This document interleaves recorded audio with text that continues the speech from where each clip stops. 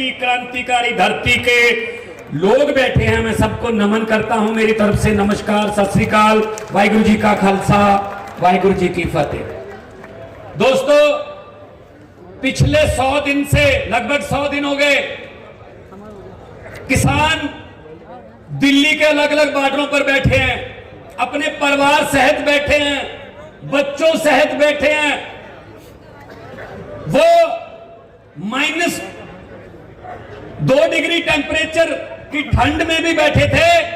अभी टेम्परेचर बढ़ रहा है, 50-55 तक जाएगा, तब भी बैठे रहेंगे, क्योंकि मैंने पार्लियामेंट में भी कहा था, किसान को मौसम से मत डराओ। वो जब पानी देता है अपने खेतों को दिसंबर में, तो उसके हाथ पैर नीले हो जाते हैं। उनको ठंड से मत डराओ, उसको गर्मी से मत डराओ। और सबसे बड़ी दुखदायक बात यह है कि उनको टैग कैसे दिए जा रहे हैं मोदी गवर्नमेंट की तरफ से।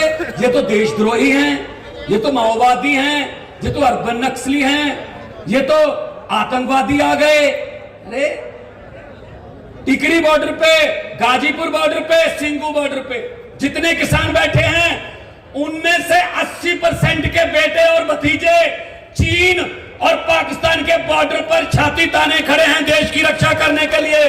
क्या आप उनके परिवारों को देशद्रोही बोलते हो? शर्म नहीं आती बीजेपी वालों? आपको शर्म करनी चाहिए इनको। मैं पंजाब की धरती से आया हूं, मैं जलियांवाला बाग की धरती से आया हूं, मैं शहीद आजम भगत सिंह की धरती से आया हूं, मैं शहीद उधम सिंह के शहर से आया हूं, और मैं मंगल पांडे की धरती को नमन करने आया हूं, जिसने 1857 में ऐसा गदर खड़ा किया, अंग्रेज सरकार की जड़ें हिल गई थी। ये महापंचायत भी वही काम करने वाली है। इतिहास अपने आप को दोहराएगा। मैं जब आ रहा था संगरूर से बाया करनाल, शामली, मुझे तो कोई फर्क नहीं पता चला कब मैं हरियाणा में एंटर हो गया, कब मैं यूपी में हो गया एंटर, क्योंकि इधर उधर जो फसलें थी वो बिल्कुल एक जैसी हैं। हमारे पंजाब में भी गेहूं इतना ही बड़ा हो गया जहां जितना आपके यहाँ। हमारे पंजाब में भी सरसों के फूल उतने ही पीले हैं जितने आपके यहाँ हैं। हमारे पंजाब में भी गन्ना ऐसे ही खड़ा है, आपके यहाँ भी खड़ा है, और हमारे पंजाब में भी गन्ने की पेमेंट नहीं हुई, आपके यहाँ भी पेमेंट नहीं हुई। मुझे तो कोई फर्क नहीं लगता इसमें। समस्याएं सेम है, समस्याएं एक हैं, तो समस्या एक है तो उसका हल भी एक है। जिन समस्याओं का हल दिल्ली में हो चुका है, और जिन समस्याओं का हल दिल्ली में अरविंद केजरीवाल ने किया है, तो सभी समस्याओं का हल आपके सामने बैठा है अरविंद केजरीवाल। दिल्ली की लड़ाई को याद करो। जब दिल्ली में अरविंद केजरीवाल लड़ते हैं, कौन होता है इनके साथ? हम सब होते हैं। हमें कौन जानता देश में? अरविंद केजरीवाल के नाम पे लड़ते हैं, ये जाते हैं। और दूसरी तरफ कौन होता है? पूरा मंत्रिमंडल केंद्र सरकार का, सभी मुख्यमंत्री, मुख्यमंत्री, सभी जितने अमित शाह पर्चे बांट रहा होता है हाथ ऐसे। अरे अरविंद केजरीवाल जी, आपको मैं इस बात की बधाई देता हूं, जो पहले हेलीकॉप्टर से ऐसे करके चुनाव जीता जाते थे, आज डोर टू डोर नहीं, विंडो टू विंडो करने लगे हैं, धरती पे आ गए। उनको धरती पे उतारने का काम अरविंद केजरीवाल ने किया है। लोकतंत्र में लोग बड़े होते हैं, नेता बड़े नहीं होते। जब नेता मोदी जी की तरह अपने आप को लोकतंत्र से बड़े समझने लगते हैं, तो लोग बहुत सियाने हैं भाई साहब। लोग जब चाहें आदमी अर्श पर, और आदमी अहंकार में आ जाए मोदी जी की तरह, तो लोग कहते हैं आजा बेटा फर्श पर। बड़े बड़े हैं। इंदिरा गांधी हार गई थी, वाजपेयी जी हार गए थे। तो ये अहंकार नहीं करना चाहिए। अहंकार का सिर नीचे होता है। और क्या कैसे रोक रहे हैं भाई पंजाब वालों को, यूपी वालों को? ऐसे तो बॉर्डर जो बनाते हैं ना, दुश्मन की फौज को रोकने के लिए बनाते हैं कि अगर वो यहां तक आ गए तो ये पुल उड़ा देंगे हम। अगर वो दुश्मन की फौज यहां तक आ गई, यहां बारूदी सुरंग बिछा देंगे। अगर यहां तक आ गए तो कटीली तारें लगा देंगे। बिल्कुल वैसा ही किसानों के साथ। क्या देशद्रोही आ रहे? कोई दुश्मन की फौज हमला करने आ रही है? और देखो, कमल के फूल वाले किसानों के सामने कांटे लगा रहे हैं। कमल के फूल वाले सड़क पर कांटे गाड़ रहे हैं। और अपने खेती के औजारों में कांटे गाड़ने वाले फूल उगा रहे हैं। किसानों ने फूल उगाए हैं। इसका मतलब डर है। इसका मतलब ये सरकार डर गई है, अंदर से डर गए हैं। ये पूंजीपतियों की सरकार है। पीयूष गोयल रेल मंत्री है और व्यापार मंत्री है। वो क्या करने जाता भी जब किसानों से बातचीत होती है? उसका कोई लेना देना नहीं खेती से। वो तो अंबानीज और अडानीज का वकील बन के जाता है भाई साहब, कि इनको कोई नुकसान ना हो जाए।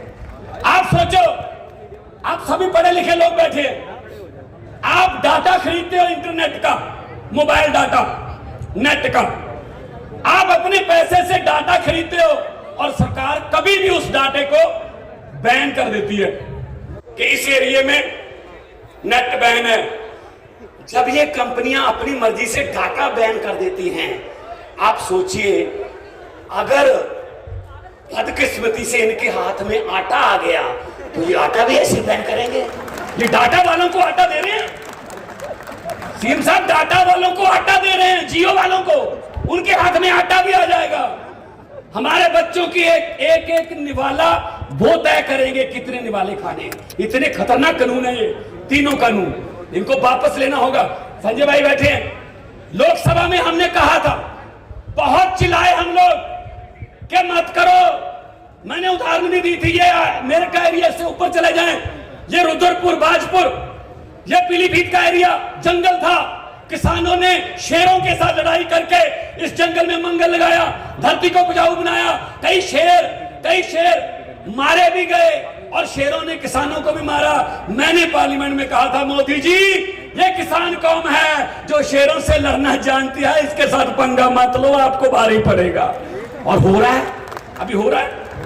तो बिरो इनके पास कोई तावीज नहीं है, ये सिर्फ बातें करते हैं, भाषण देते हैं। खेती मंत्री जी तोमर साहब शर्त लगा लो, मैं शर्त लगा के कह सकता हूं, उनसे पूछिए गन्ना कैसे बीजते हैं, तो उनका जवाब होगा पहले गुड़ को छोटे छोटे टुकड़ों में काट बना के उसके बाद ऐसे दबा दिया जाए। तो उनको पता ही नहीं मुड्डा क्या होता है, कभी खेत गए हो तो पता चले ना।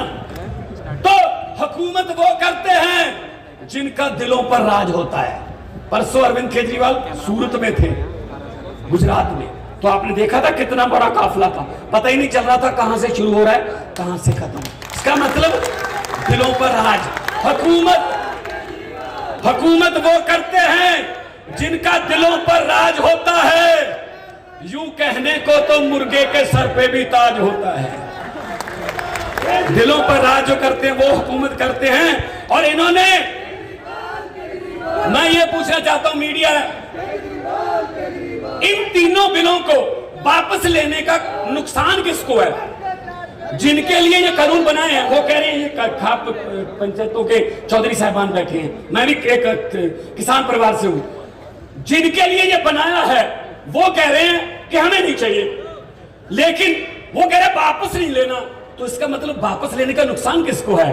जिन्होंने बनाया है, जिन्होंने एक एक क्लॉज लिखवाया है, वही डाटा वाले, वही उनको नुकसान हो रहा है। मैं किसान परिवार से आता हूं, मतलब मेरा सर नहीं दर्द कर रहा, लेकिन वो कह रहे हैं डिस्प्रिन आपको खानी पड़ेगी। मैंने कहा भाई मेरा नहीं दर्द कर गया, फिर तो ले लो। हद है यार।